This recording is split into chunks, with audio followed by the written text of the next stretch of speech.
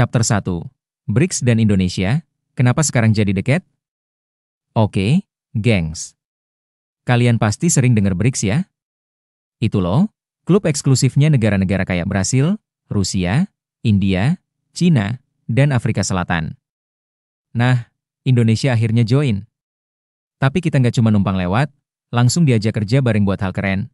Investasi hijau, maksudnya apa tuh? Tenang, kita kulik bareng-bareng. Gaya santai, tapi tetap nambah ilmu. Siap? Chapter 2, apa itu investasi hijau? Investasi kok warnanya hijau?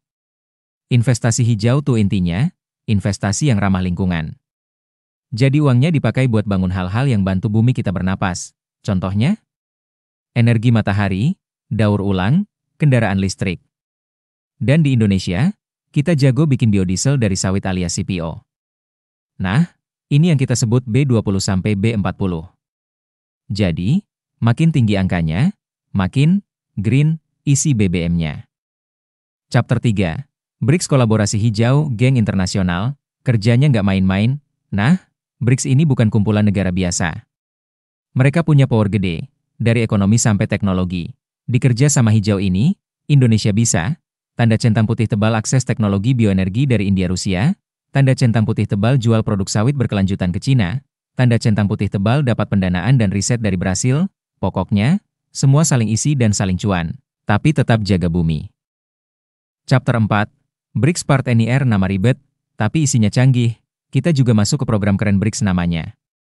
Agak panjang sih, BRICS Partnership on New Industrial Revolution alias Part NIR. Intinya, kita bareng-bareng dorong industri masa depan yang tanda centang putih tebal lebih hijau, tanda centang putih tebal lebih pintar, AI, robotik, tanda centang putih tebal lebih manusiawi, Indonesia bakal dapat transfer teknologi, pelatihan, sampai peluang ekspor produk ramah lingkungan. Mantap gak tuh? Chapter 5.